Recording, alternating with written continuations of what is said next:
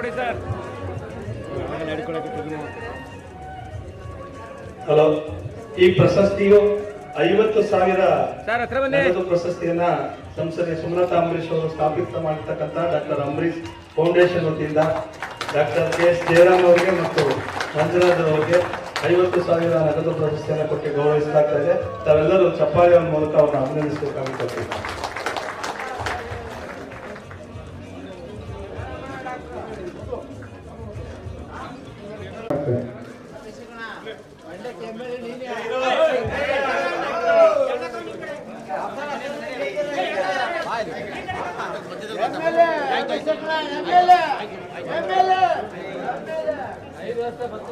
ದಯವಿಟ್ಟು ನಾವು ಸ್ವಲ್ಪ ಸೈಡ್ ಮುಸ್ತಫಾ ಅರುಣ ನಿಮಿಷ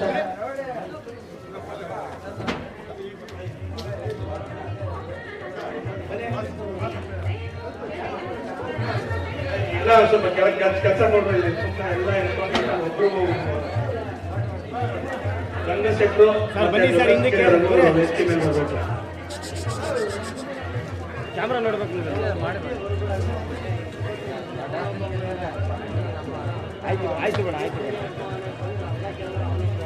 ಚೇತ ನಿಮ್ಗೆ ಲಿಂಕ್ ಹಾಕಿದ್ದೀನಿ ಲೈವ್ ಮಾಡ್ಕೊಂಡು ಏನು ಮಾಡಿ ನಿಮಿಷ ಲೇಟ್ ಆಗಿದೆ ಲೈವ್ ಎಲ್ಲರೂ ಮುಂದೆ ತಗೊಳ್ಳೋದು.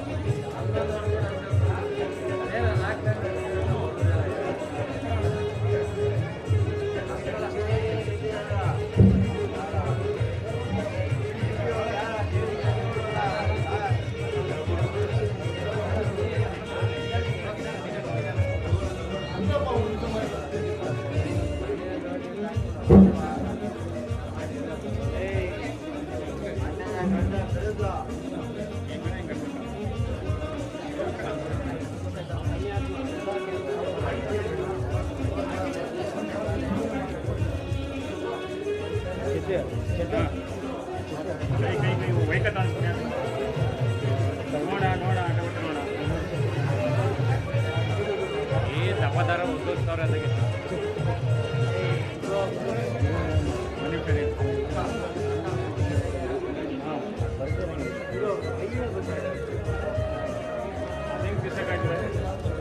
ಅವನು ಅಡ್ವರ್ಟೈಸ್ಮೆಂಟ್ಗೆ ಅಂತಾನೆ ಆಗಂಟೆ ಚಂದ್ರ ಬಂದ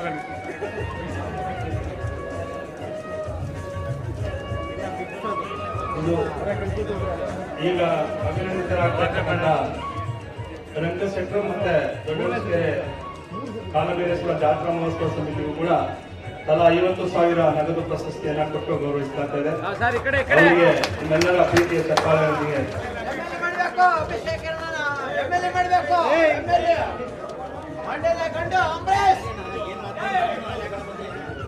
ಅಭಿನಂದಿತರಿಗೆ ಧನ್ಯವಾದಗಳು. ಇವಾಗ ಬೊಮ್ಮನಹಳ್ಳಿ ಗ್ರಾಮದ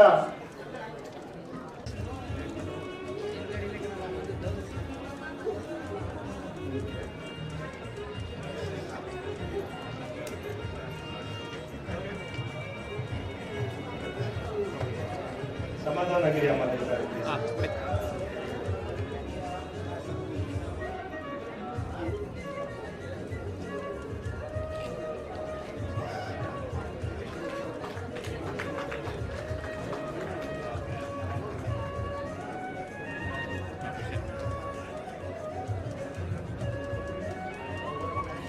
ಸೋಮಣ್ಣ ಸ್ವಲ್ಪ ಸೈಡ್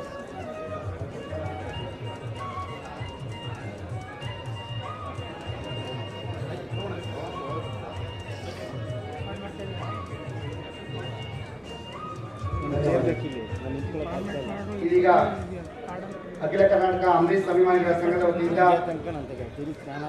ಸಹಕಾರ ಕ್ಷೇತ್ರದ ಬಿಎಲ್ ಗೋರೆಗೌಡರು ಕೂಡ ಬಿಳಿದಂಗಲು ವೇದಿಕೆ ಮೇಲೆ ಬರಬೇಕು ಅಂತ ಹೇಳ್ಕೊಡ್ತಾ, ಹಾಗೆ ಸಾಹಿತ್ಯ ಕ್ಷೇತ್ರದಲ್ಲಿ ಪುನೀತಾರ್ಯರವರು ದೊಡ್ಡಕೆರೆ ಗ್ರಾಮದವರು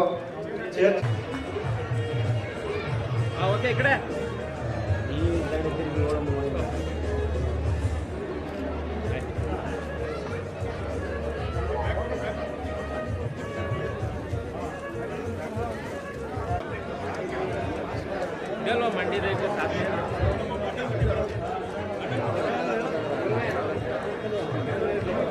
ಅರುಣ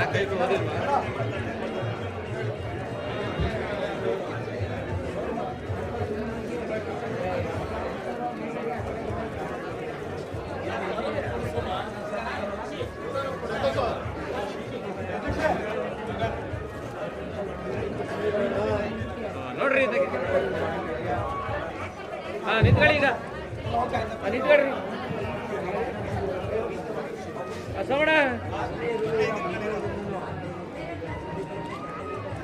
ಆಯ್ತು ಮಾಡ್ರಿ ಸೆಕೆಂಡ್ ಪ್ಲೇಸಿಗೆ ಧನ್ಯವಾದಗಳು. ಹಾಗೆ ಕೂಡ ಉಳಿಬೇಕು ಅಂತ ಹೇಳಿ ಅವರ ಮನವಿಯನ್ನು ಮಾಡ್ಕೊತೇನೆ. ಸೋಮಣ್ಣ ಒಂಚೂರು ಹಿಂದೆ ಮಾಡಿ ದೀಪನ ಹಾಂ ಸಾಕು ಹಾಂ ರೈಟ್ ಕುತ್ಕೊಳ್ರಪ್ಪ ಹಂಗೆ ಮುಂಚೆ right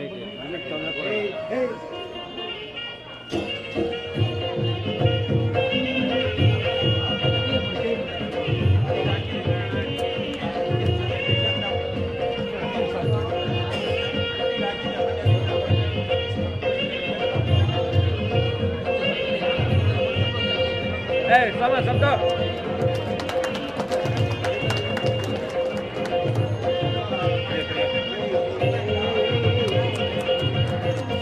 ini etin ka bukura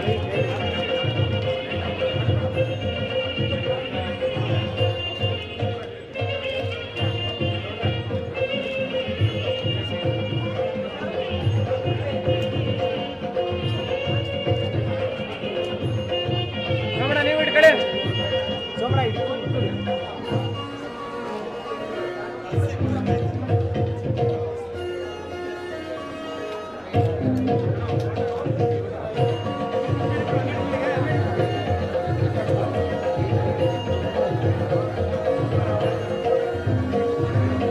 Somanna Somanna ಕೆಳಗಡೆ ಸೈಡ್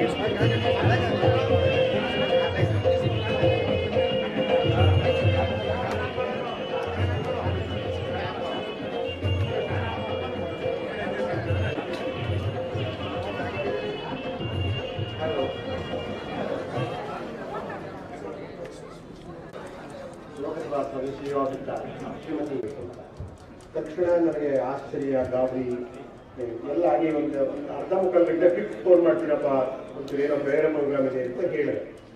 ನನ್ನ ಆತಂಕಕ್ಕೆ ಕಾರಣ ಏನು ಅಂತಂದ್ರೆ ನಾನೊಬ್ಬ ಮೂಲತಃ ಮೇಷ್ಟ್ರಾಗಿರೋನು, ಮೇಷ್ಟ್ರಾಗಿದ್ದವರು ಈಗಲೂ ಮೇಷ್ಟ್ರು ಅಂತ ಕರ್ಕೊಳ್ಳೋದಕ್ಕೆ ಹೆಮ್ಮೆ ಪಡ್ತೇನೆ. ಗೊತ್ತೇ ಇಲ್ಲದಿರೋ ಸಬ್ಜೆಕ್ಟ್ಗಳನ್ನ ಪಾಠ ಮಾಡೋದಕ್ಕೆ ಬಹಳ ಕಷ್ಟಪಡ್ತಿರ್ತೀವಿ. ಮತ್ತೆ ನಮ್ಮ ಮುಂದೆ ಇರೋರು ನಮಗಿಂತ ಬಹಳ ತಿಳ್ಕೊಂಡಿರೋರು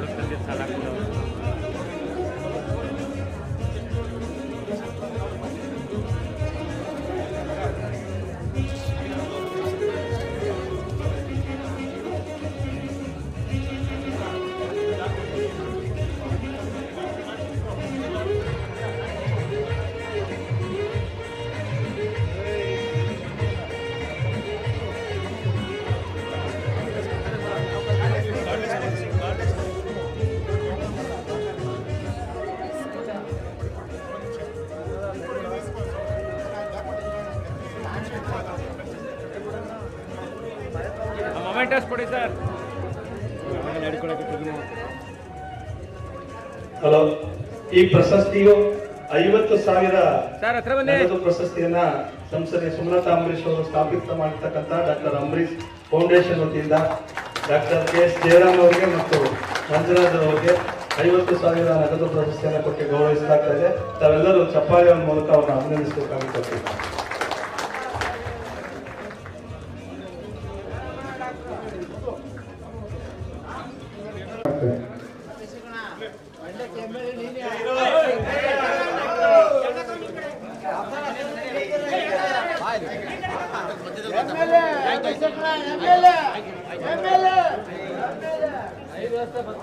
ದಯವಿಟ್ಟು ನಾವು ಸ್ವಲ್ಪ ಸೈಡಿಗೆ ಮುಸ್ತಫ ಅವ್ರನ್ನ ಒಂದು ನಿಮಿಷ.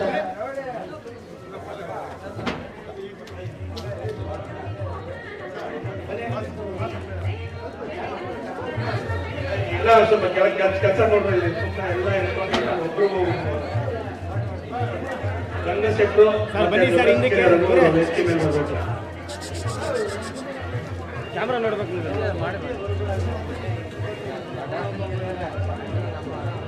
ಆಯ್ತು ಬೇಡ ಚೇತನ್ ನಿಮ್ಗೆ ಲಿಂಕ್ ಹಾಕ್ತೀನಿ. ಲೈವ್ ಮಾಡ್ಕೊಂಡು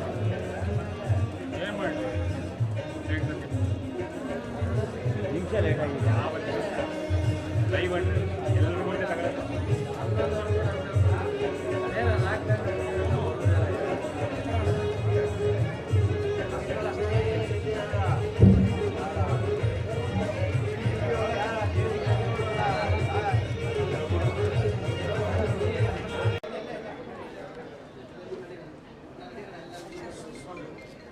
ಇವತ್ತಿನ ದಿನ ನಾನು ಯೋಚನೆ ಮಾಡ್ತಿದ್ದೆ ಏನಂತ ಮಾತಾಡಲಿ. ಒಂದಂದ್ರೆ ನಾನು ಅದ್ರ ಬಗ್ಗೆ ಯೋಚನೆ ಮಾಡಿದ್ದೆ. ನಮ್ಮ ತಂದೆ ಬಗ್ಗೆ ನಾನೇ ಹೆಂಗೆ ಹೇಳೋದು ಅಂತ ನನಗೆ ಒಂಥರ ಸಂಕೋಚ. ಅಂದ್ರೆ ನಮ್ಮ ಶಂಕರೇಗೌಡರು ಬಂದು ಒಂದಿಷ್ಟು ವಿಚಾರಗಳು ಚರ್ಚೆ ಮಾಡಿದ್ರು, ನಿಜವಾಗ್ಲೂ ಸಂತೋಷ ಆಯಿತು. ಹಾಗೂ ಅವರು ಮೇಷ್ಟ್ರು ಅಂತ ಕರ್ಕೊಳ್ಳೋದಕ್ಕೆ ಅವರಿಗೆ ಒಂದು ಹೆಮ್ಮೆ ಆಗುತ್ತೆ ಅಂತ ಹೇಳಿದ್ರು. ನಿಜವಾಗ್ಲೂ ಹೇಳ್ತಿದ್ದೀನಿ, ನಾನು ನನ್ನ ಸ್ಕೂಲ್ ಟೈಮಲ್ಲೂ ನನ್ನ ಕಾಲೇಜ್ ಟೈಮಲ್ಲೂ ಅಷ್ಟು ಶಿಸ್ತಾಗಿ ಕೂತಿ ಕೇಳಿಲ್ಲ. ಯಾಕಂದ್ರೆ ಈ ಮಾತು ಅಷ್ಟು ಚಂದವಾಗಿತ್ತು, ಸ್ವಲ್ಪ ಖುಷಿಯಾಗಿ ಕೇಳ್ಬಿಟ್ಟೆ. ಅಂಬರೀಷ್ ಬಗ್ಗೆ ತುಂಬಾ ಚೆನ್ನಾಗಿ ಮಾತಾಡಿದೆ, ಅವ್ರ ವ್ಯಕ್ತಿತ್ವ ಬಗ್ಗೆ ತುಂಬಾ ಚೆನ್ನಾಗಿ ಹೇಳಿದ್ರಿ. ಎಲ್ಲರಿಗೂ ಖುಷಿ ಆಯಿತು, ಅಮ್ಮನಿಗೂ ಸಹ. So thank you very much sir, from the heart. Thank you so much. ಇನ್ನೊಂದೇನಾದ್ರೆ ಇವತ್ತು ಈ ಒಂದು ಕಾರ್ಯಕ್ರಮ ಮುಖಾಂತರ ಅಂದ್ರೆ ಇಲ್ಲಿ ಅವರು ಬಂದು ಕೂತು ನಮ್ಮಿಂದ ಸನ್ಮಾನ ಮಾಡಿಸ್ಕೊಡೋದ್ರಿಂದ ಅವ್ರೇನು ದೊಡ್ಡವರಾಗಲ್ಲ. ಏನಂದ್ರೆ ಅವ್ರು ಮಾಡಿದ ಸಾಧನೆ ಕೂಡ ನಾವು ಗೌರವ ಅಷ್ಟೇ. ಅದು ನಾವು ಅವ್ರು ಕೊಡೋ ಒಂದು ರೆಸ್ಪೆಕ್ಟ್, ಒಂದು ಪ್ರೀತಿ, ಇವರಿಂದ ಒಂದಿಷ್ಟೆಲ್ಲ ಸ್ಫೂರ್ತಿಯಾಗಿ ತಗೊಂಡು ಈ ತರ ಒಂದು ಈ ರೀತಿ ಕೆಲಸ ಮಾಡ್ಕೊಂಡು ಬರ್ಲಿ ಅಂತ ಒಂದು ಉದ್ದೇಶ ಇಟ್ಕೊಂಡು ಈ ತರ ಒಂದು ಕಾರ್ಯಕ್ರಮ ಆರ್ಗನೈಸ್ ಮಾಡಿದ್ದಾರೆ. ನಮ್ಮ ಅಂಬರೀಷ್ ಅಣ್ಣನ ಅಭಿಮಾನಿಗಳ ಸಂಘದವ್ರಿಗಾಗಲಿ, ಅದು ಹೊಸದಾಗಿ ಇವಾಗ ಶುರುವಾಗಿರೋ ಡಾಕ್ಟರ್ ಅಂಬರೀಷ್ ಫೌಂಡೇಶನ್. ಅಂದ್ರೆ ಈ ಫೌಂಡೇಶನ್ ಒಂದು ಸ್ಟಾರ್ಟ್ ಮಾಡೋ ಉದ್ದೇಶ ಏನಂದ್ರೆ, ಅವ್ರಿರುವಾಗ ನಿಮಗೂ ಗೊತ್ತು, ತಾವೆಲ್ಲರೂ ಪ್ರೀತಿಯಿಂದ ಕರ್ಣ ಅಂತ ಕರೀತಿದ್ರಿ.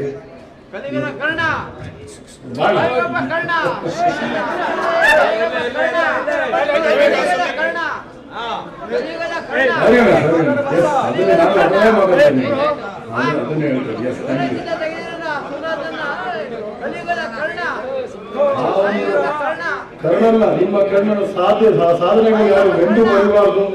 ನಮ್ಮ ಕಡೆಯಿಂದ ನಾವು ಒಂದು ಪರ್ಸೆಂಟ್ ಅದನ್ನು ಮುಂದುವರ್ಸ್ಕೊಂಡು ಹೋಗ್ಬೇಕು ಅನ್ನೋ ಒಂದು ಪ್ರಯತ್ನ ಅಷ್ಟೇ ಇದು. ನಮ್ಮ ಬಿಟ್ಕೊಳ್ಳೋಣ. ಆರಾಮಪ್ಪ.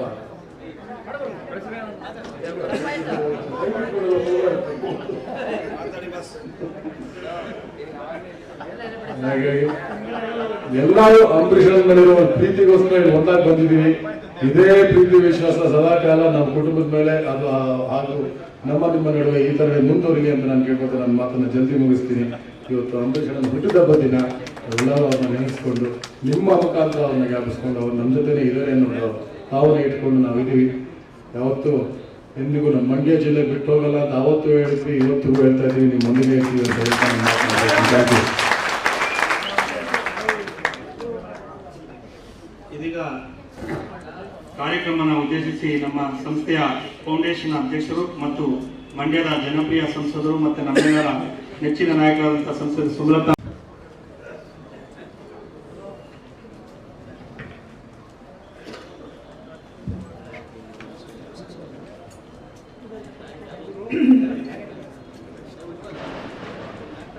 ನನ್ನ ಹೆಮ್ಮೆಯ ಜಿಲ್ಲೆಯಾದ ಮಂಡ್ಯ ಕ್ಷೇತ್ರದ ಎಲ್ಲ ನನ್ನ ಆತ್ಮೀಯ ಬಂಧು ಮಿತ್ರರೇ, ಸಹೋದರ ಸಹೋದರಿಯರೇ, ಮಾಧ್ಯಮದ ಮಿತ್ರರೇ, ಅಂಬರೀಷ್ ಅವರ ಅಭಿಮಾನಿಗಳೇ, ಇಲ್ಲಿ ನೆರೆದಿರುವಂಥ ವೇದಿಕೆ ಮೇಲೆ ಇರುವಂಥ ಎಲ್ಲ ಗಣ್ಯರೇ, ನಿಮ್ಮೆಲ್ಲರಿಗೂ ಮೊದಲನೇದಾಗಿ ನನ್ನ ಕೋಟಿ ಕೋಟಿ ವಂದನೆಗಳನ್ನು ತಿಳಿಸೋಕೆ ಈ ಒಂದು ವೇದಿಕೆಯನ್ನು ಇವತ್ತು ನೋಡುವಾಗ ತುಂಬ ತುಂಬ ಖುಷಿಯಾಗುತ್ತೆ. ಆ ಗಣ್ಯರು ಅವರು ಸಮಾಜಕ್ಕೆ ಕೊಟ್ಟಂಥ ಕೊಡುಗೆ, ಅವರ ಸಾಧನೆಗಳನ್ನು ಕೇಳ್ತಾ ಇದ್ರೆ ನಿಜಕ್ಕೂ ಒಂದು ಕಡೆ ಆಶ್ಚರ್ಯ, ಇನ್ನೊಂದು ಕಡೆ ಒಂದು ತುಂಬಿ ಬರುವಂಥ ಒಂದು ಭಾವನೆ ಮನದಲ್ಲಿ. ಇವತ್ತು ನಮ್ಮ ಈ ಒಂದು ಸನ್ಮಾನಕ್ಕೆ ಅವರು ಒಪ್ಪಿಕೊಂಡು ನಮ್ಮ ಗೌರವವನ್ನು ಸ್ವೀಕರಿಸಿ ನಮ್ಮ ಈ ಡಾಕ್ಟರ್ ಅಂಬರೀಷ್ ಫೌಂಡೇಶನ್ಗೆ ಒಂದು ಗೌರವವನ್ನು ಅವರು ಈ ವೇದಿಕೆಯ ಮೂಲಕ ತಂದುಕೊಟ್ಟಿದ್ದೀರಾ. ನಿಮ್ಮೆಲ್ಲರಿಗೂ ನನ್ನ ಹೃತ್ಪೂರ್ವಕ ಅಭಿನಂದನೆಗಳನ್ನು ತಿಳಿಸೋಕೆ ಇಷ್ಟಪಡ್ತೀನಿ. Doctor KS Jayaram, B Nanjaraj Rangashetty ಅವರು, ದೊಡ್ಡಸ್ನೆಕೆರೆ ನಮ್ಮ ಸೇವಾ ಸಂಘ, BL ಬೋರೇಗೌಡರು, ಮಲ್ಲರಾಜು, ಪುನೀತಾರ್ಯ ಹಾಗೂ ನಮ್ಮ ಜಿಲ್ಲೆಗೆ ಒಂದು ಒಳ್ಳೆಯ ಹೆಸರು ತಂದುಕೊಟ್ಟಂಥ ಎಲ್ಲ ವಿದ್ಯಾರ್ಥಿನಿಯರಿಗೆ ನನ್ನ ಒಂದು ತುಂಬ ಹೃದಯದ ಧನ್ಯವಾದಗಳು. ಇವತ್ತು ನಾನು ಒಂದು ವಿಷಯ ಮೊದಲನೇದಾಗಿ ಹೇಳೋಕೆ ಇಷ್ಟಪಡ್ತೀನಿ. ಮನೆಯಲ್ಲೂ ವ್ಯಕ್ತಿ ಜನಿಸೋದು ಸಾಧಾರಣ, ಆದರೆ ವ್ಯಕ್ತಿತ್ವ ಅನ್ನೋದು ಪ್ರತಿ ಮನೆಯಲ್ಲೂ ಪ್ರತಿಯೊಬ್ಬರಲ್ಲೂ ಜನಿಸೋದು ಕಷ್ಟ. ಅಂಥ ವ್ಯಕ್ತಿತ್ವ ಪಡ್ಕೊಂಡು ಬರೋರು ತುಂಬ ತುಂಬ ಅಪರೂಪ ನಮ್ಮ ಸಮಾಜದಲ್ಲಿ.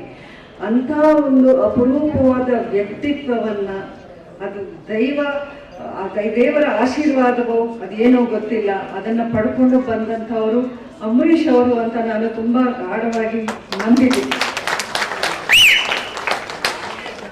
ಅಂಬರೀಷ್ ಅವ್ರ ಬಗ್ಗೆ ನಾನು ಏನು ಅಂತ ಹೇಳಿ, ನನಗಿಂತ ಅವ್ರ ಬಗ್ಗೆ ತುಂಬ ಚೆನ್ನಾಗಿ ಗೊತ್ತಿರೋದಂದ್ರೆ ಅದು ಮಂಡ್ಯ ಜಿಲ್ಲೆಯ ಜನಕ್ಕೇನೆ.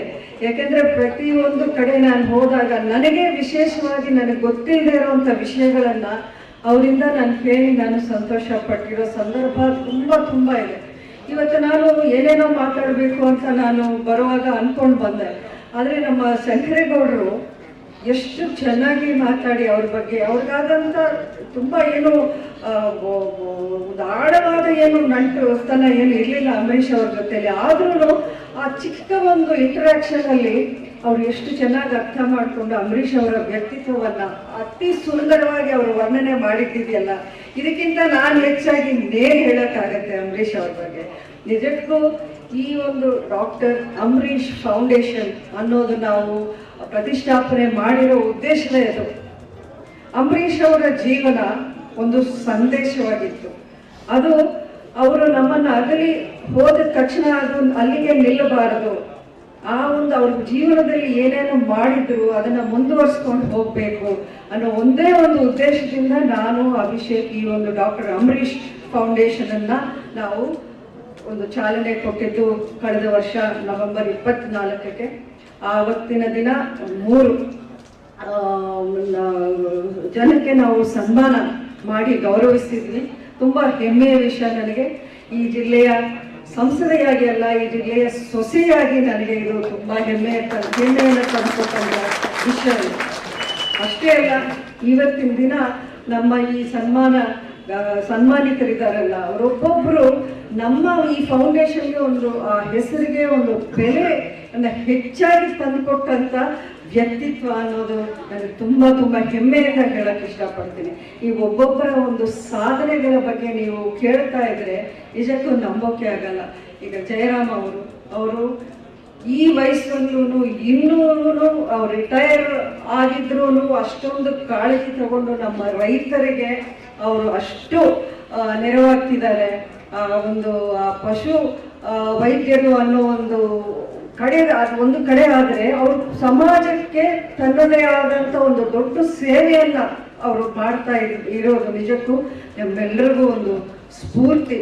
ಅದೇ ರೀತಿ ನಮ್ಮ ಶಿಕ್ಷಣ ಒಂದು ನಂಜರಾಜು ಅವರೂ ಅಷ್ಟೇ ಎಷ್ಟೋ ಜನ ಸ್ಟೂಡೆಂಟ್ಸ್ಗೆ ಅವರು ಟ್ಯೂಷನ್ನ ಹೇಳಿಕೊಟ್ಟು ಬಡ ಸ್ಟೂಡೆಂಟ್ಸ್ಗೆ ಅವ್ರ ಕೈಲಾದಂಥ ಎಲ್ಲ ಕಡೆಗೂ ಹೋಗಿ ಅವರು ಅಷ್ಟು ಚೆನ್ನಾಗಿ ಅವ್ರನ್ನ ಹೇಳ್ಕೊಟ್ಟು ಈಗ ಮಂಡ್ಯ ಜಿಲ್ಲೆಯಲ್ಲಿ ಇಷ್ಟೊಂದು ಒಳ್ಳೆ ಮಾರ್ಕ್ಸ್ನ ಈಗ ನೋಡ್ತಿದ್ದೆ ಸರ್ಕಾರಿ ಶಾಲೆಗಳಲ್ಲೂ ಅವರು ಅಷ್ಟು ಮಾರ್ಕ್ಸ್ ತಗೊಂಡು ಬರ್ತಾ ಇದ್ದಾರೆ ಅಂದರೆ ಅವ್ರಿಗೊಂದು ಸ್ವಲ್ಪ ನಾವು ಎಂಕರೇಜ್ಮೆಂಟ್ ಕೊಟ್ಟರೆ ಯಾವ ಮಟ್ಟಕ್ಕೆ ನಮ್ಮ ಒಂದು ಸ್ಟೂಡೆಂಟ್ಸು ನಮ್ಮ ಜಿಲ್ಲೆಯಿಂದ ಎಷ್ಟೆಷ್ಟು ಅಚೀವರ್ಸ್ ಇಲ್ಲಿಂದ ನಾವು ತರ್ಬೋದು ಅನ್ನೋದು ನೀವು ಯೋಚನೆ ಮಾಡಬೇಕಾಗಿದೆ.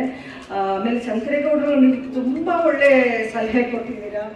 ನಿಜಕ್ಕೂ ನನಗೆ ತುಂಬ ಇಷ್ಟ ಆಯಿತು. ನಮ್ಮ ಜಿಲ್ಲೆಯ ಸ್ಟೂಡೆಂಟ್ಸ್ನ ನಾವು ಒಂದು ರೀತಿ ದತ್ತು ತಗೊಂಡು ಅವರ ವಿದ್ಯಾಭ್ಯಾಸಕ್ಕೆ ನಾವು ನೆರವಾದರೆ ನಾಳೆ ದಿನ ಅವರೂ ಈ ಫೌಂಡೇಶನ್ ಮೂಲಕ ಬೇರೆ ವಿದ್ಯಾರ್ಥಿಗಳಿಗೆ ಅವರೂ ಒಂದು ನೆರವಾಗ್ತಾರೆ ಅನ್ನೋ ಒಂದು ವಿಷಯ ಇದೆಯಲ್ಲ, ಇದು ನಿಜಕ್ಕೂ ನಮಗೆ ತಟ್ಟಿಲ್ಲ.